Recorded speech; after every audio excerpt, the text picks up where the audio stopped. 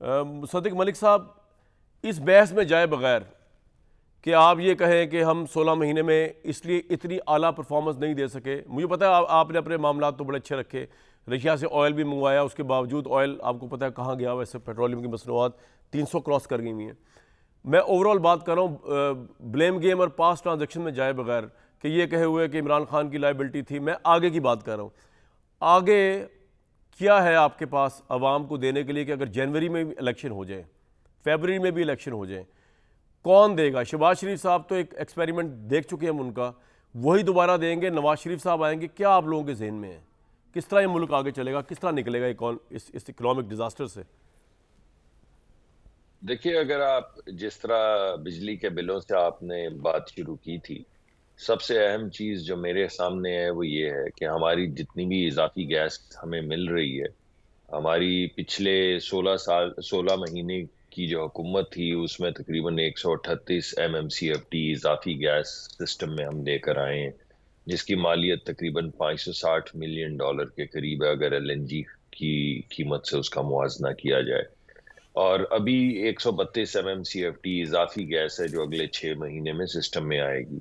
अगर आप मुझसे पूछें तो इन तमाम गैस, ये जितनी भी गैस निकल रही है इसको, और इसके अलावा इस वक्त जो गैस एलोकेट की हुई है दीगर मुख्तलिफ सेक्टर्स को, उसको बिजली की तरफ एलोकेट कर देना चाहिए।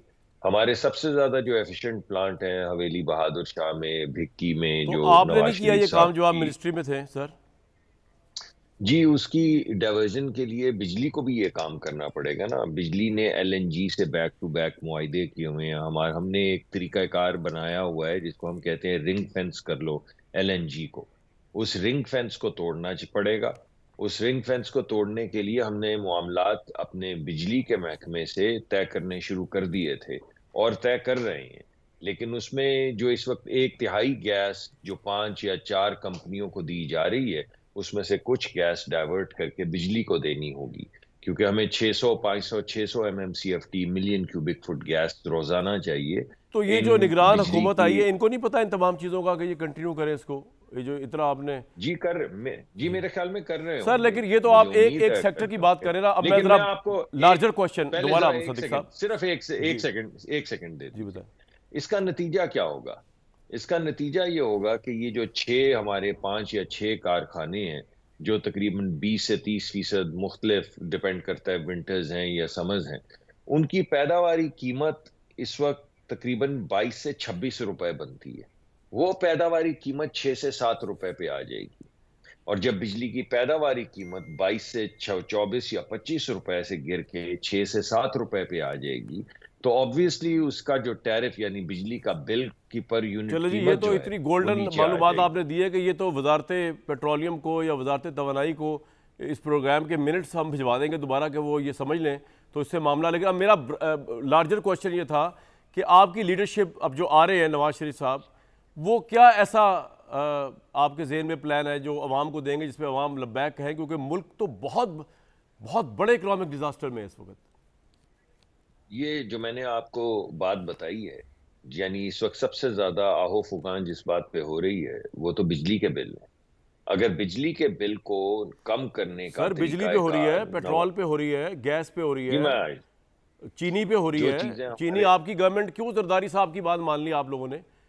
ये आपको नजर नहीं आ रहा था कि यहाँ पे हमेशा ये ब्लैकमेलिंग होती है? अब अवाम भुगत रहे हैं। फैसला तो प्राइम मिनिस्टर और कैबिनेट का है, जिसके आप जिम्मेदार हैं। आपके आपके लीडर जो थे वो प्राइम मिनिस्टर थे। देखिए, ये बड़ी दोनों चीजें जो हैं आपने बड़ी अहम, पहले मैंने आपको बिजली के मुतालिक जो मुझे जी मेरी जी। एनालिसिस है, जो मैं समझता हूँ नवाज शरीफ साहब का एनालिसिस है, वो पेश किया। और दूसरी जो चीज मैं आपके सामने पेश करना चाहता हूँ वो चीनी का मामला है।